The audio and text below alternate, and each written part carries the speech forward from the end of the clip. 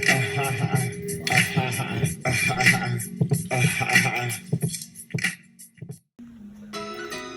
has so many The soccer championship of us yelling. Buzz.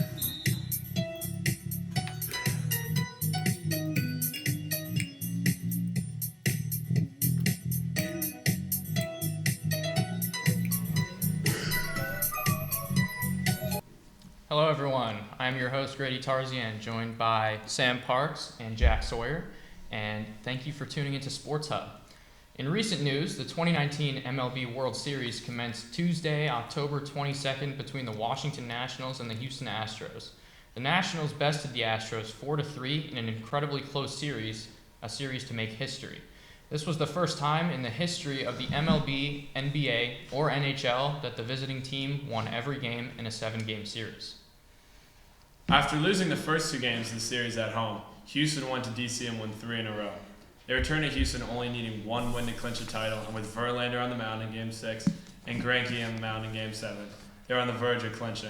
However, the Nats won Game 6 and Game 7, coming from behind to win Game 7 6-2, winning their first World Series in franchise history, and Steven Strasburg won the MVP.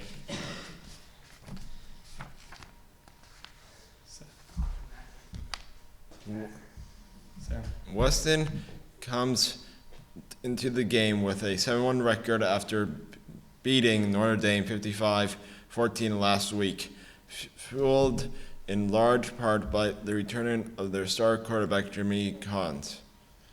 Nassik comes into the Constance with a record of 62. They beat Pembroke 51-0 last week. Weston's led by senior quarterback Jimmy Getz and the receivers, the Sawyer brothers. Massik's key players are sophomore quarterback Nicholas Saku, senior receivers Jeff Nugent and Chris Tillotson. With every NFL season in history and upcoming in the future, there are sure to be surprises partnered with letdowns.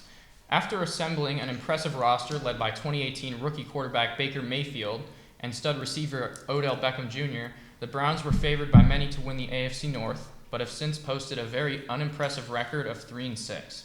Mayfield leads the conference in interceptions thrown, which is the primary reason behind the team's struggling offense.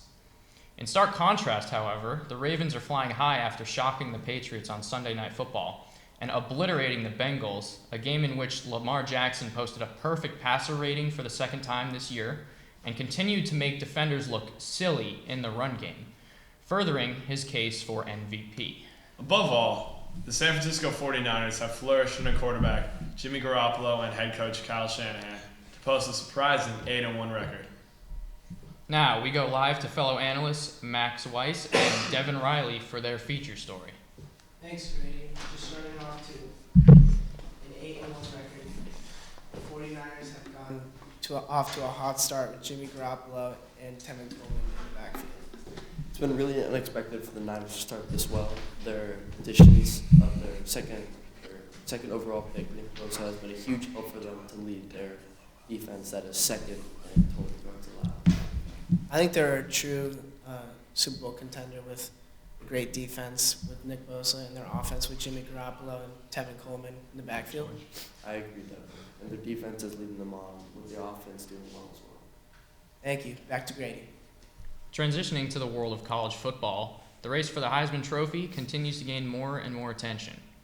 LSU's Joe Burrow remains the top candidate, along with Alabama's Tua Tagovailoa and Ohio State's Chase Young.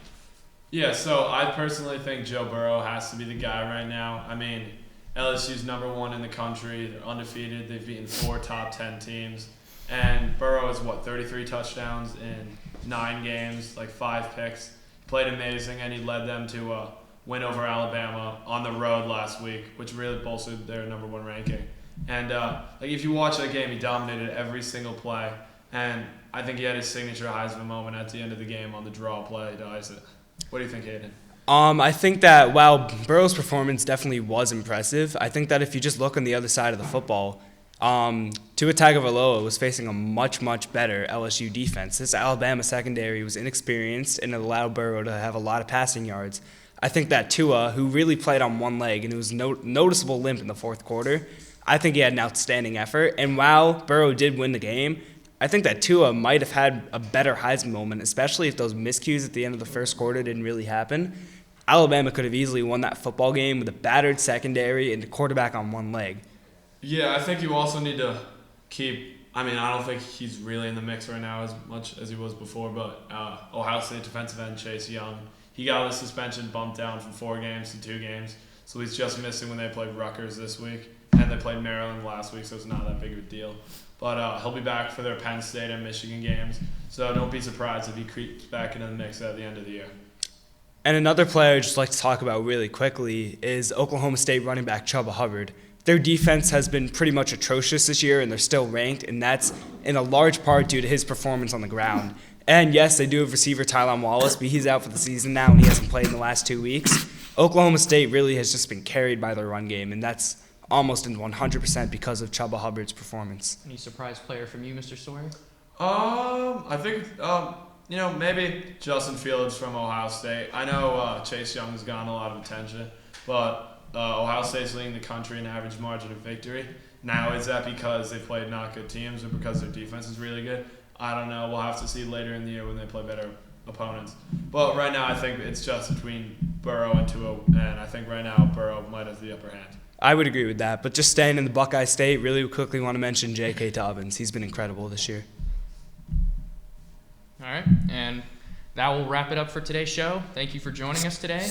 Signing off, I'm your host, Grady Tarzian. I'm Jack Sawyer. And I'm Hayden Lawrence. And this is Sports Hub. That was pretty